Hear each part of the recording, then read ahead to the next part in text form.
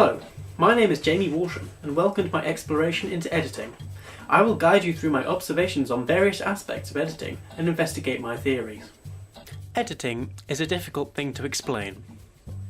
Many of the academic observations made on what makes a successful edit end up along the lines of, if it feels right, it is right. The closest link to my mind concerning generating correct pace or rhythm in editing was made by Karen Perlman. She describes the connection between the body's natural rhythms, such as heart rate and breathing, as being intrinsically linked to the choices that an editor makes and the effectiveness of the scene. Some editors even go to the lengths of timing their own breathing with the actors in the footage they are working on to help them subconsciously understand the ideal place for a cut. A similar method used to place a jump cut is to time a cut with the blinking of an actor. These methods are widely used, but I want to investigate a less human method, inspired by a documentary experiment I saw on how the human mind sees what it wants to see. In this experiment they showed subjects a short clip in which many things visible made no sense. But because of the point of interest of the shot, the subjects were unaware of the strange things in the mise-en-scène. My investigation takes the point of interest aspect of the experiment and applies it to the positioning of a cut. In a clip, the viewer's eyes follow the speaking actor's eyes across the screen. This happens whether they or the camera are in motion or not. If there are no actors, then there is always a focal point of a shot which most people settle on, professionally based around a rule of 3 intersection or a Fibonacci spiral.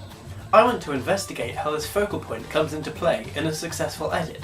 My theory would be that if a focal point jumps around the frame over the cuts in an edit, then the viewer will find it harder to follow, and the piece will not flow as well as if the point remains in the same place over a cut. It could be that these two extremes create effects like confusion, for example in an action sequence. In order to find any truth in my theory, I must study existing texts. Scenes in which there is dialogue or naturalistic movement over cuts tend to follow set rules and conventions in how they are edited. For example, in a typical conversation edit, my argument does not stand up, because the use of the 180-degree rule forces each side of the conversation to take either part of the screen. Here we have an example of a two-way conversation edit. The 180-degree rule bounds are established with an over-shoulder shot, and then the conversation begins. But even in an edit heavily dictated by conversational boundaries, the 2 points do not stray far from one another over the cuts. Everyone. You're saying it was a construction failure? I saw it on TV before they burst in and grabbed me. I know.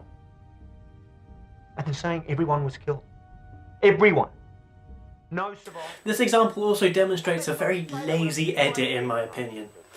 Not once does the editor choose to let the shot's dialogue run over the opposing cut. This creates a very blocky effect. Because of the restrictions of naturalistic movement edits and dialogue edits, I will focus my investigation on montage edits, because they are free from conventions. Montage was first pioneered in the Soviet Union in the 1920s. Sergei Eisenstein is probably the most notable master of early montage. Unlike most modern Hollywood films, he used montage to communicate metaphor and symbolism, using image sequences and juxtaposition. His most notable film, Battleship Potemkin, is arguably the most powerful propaganda film ever made. This is the most analysed scene, the massacre on the Odessa steppes. Eisenstein uses quick cuts on the same subject to great effect and uses images of violence towards increasingly vulnerable people over the course of the scene. The image of the crowd running towards the church, followed by the Tsar's Cossacks, also holds deep religious connotations. The editing is far from rudimentary. The eye is drawn across the frame with the fleeing cripple to a cut with the focal point right on top of the statue of the Duke of Richelieu, a general of the Tsar's army after the French Revolution. This cut throws a lot of blame towards the ruling families of Europe, perfect for the anti-Tsarist propaganda. This next sequence shows a vignette of the murder of a mother and son. Their eyes match up nearly perfectly over the reaction shot, making for a very smooth sequence. This is juxtaposed with the wide shots of the crowd fleeing, in which it is hard for the eye to find something to focus on and creates a sense of panic. This sequence shows the death of the mother, but it also outlines an aspect relevant to my theory. The eye follows the mother at the top of the screen as she approaches the Cossacks. As she begins to stop, the eye notices the harsh shadows of the soldiers, pulling the point of focus away from the mother onto the soldiers through how the shot has been set up and how the camera has moved. This sequence shows a baby in a pram rolling helplessly down the stairs because of the Cossack purge. This is the final stage of Eisenstein's helpless imagery, going from cripple to child to baby. The shots of the old woman have been reordered in this version of Potemkin. The original, according to the Eisenstein reader, orders the two shots right next to each other, similar to the same subject shots of the screaming woman at the start of the scene. This creates the effect of the woman being shot in the eye, and the horrific second image really brings home the violence and has become quite iconic and a source of inspiration for artists. More recent montage is again far more commonly based around time compression or development, such as in the famous Rocky montage. The Rocky IV montage showed Rocky in parallel to his adversary as they train in contrasting environments for the big fight. But these are very meek in comparison to Potemkin, acting as a vehicle for the plot rather than having any new meaning. One modern montage editor who stands out to me is Chris Dickens. His work on many Simon Pegg affiliated projects such as Hot Fuzz and Shaun of the Dead brought his style of editing montage to my attention. First, I would like to show his work in Hot Fuzz. The features of this edit are the pacing and the symbolism used. The character is begrudgingly being commissioned to work in a quiet rural community far away from his home in London. The three shots of the mobile phone signal create an effective metaphor. The timing of the edit to me reflects an eerily realistic feeling to being startled by a train speeding through a station, and the monotony of staring out a car window on a long car journey. The fast cuts detailing the journey create a rhythm, and then the offbeat of the cut of the train catches you by surprise.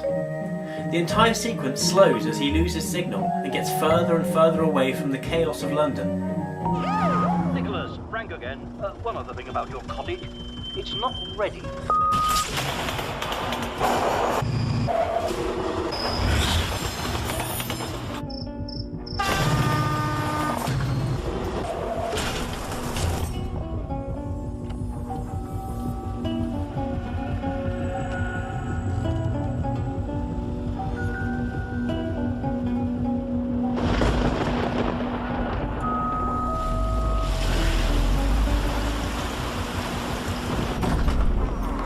As with the three phone signal shots in Hot Fuzz, the plan montage in Shaun of the Dead is formatted into three parts for comic effect.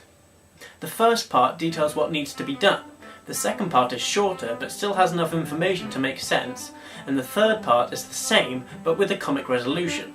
The trick to this edit was to use clips in a very intelligent way, extending and shortening some clips so the sequences aren't actually shorter, but take out shots so it seems shorter, so the audience doesn't get bored from watching the same shots 3 times over. Right. We take Pete's car, we drive over to Mum's, we go in, we take care of Philip. I'm so sorry, Philip. Then we grab Mum, we go over to Liz's place, hole up, have a cup of tea, and wait for all this to blow over. Why have we got to go to Liz's? Okay. Take Pete's car, go round Mum's, go in, deal with Philip. Sorry, Philip. Grab Mum, go to Liz's, pick her up, bring her back here, have a cup of tea, and wait for all this to blow over. Perfect.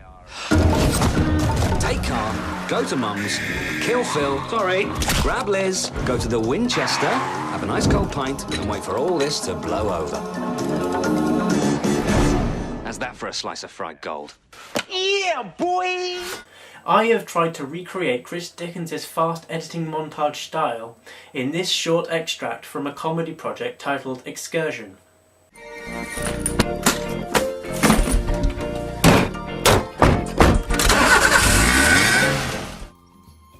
I think that my theory on frame point of focus is a new exciting way to look at editing. My observations concerning how smooth an edit is in relation to the point of reference certainly open up new doors as an editor and as a critique of editing. Thank you for watching.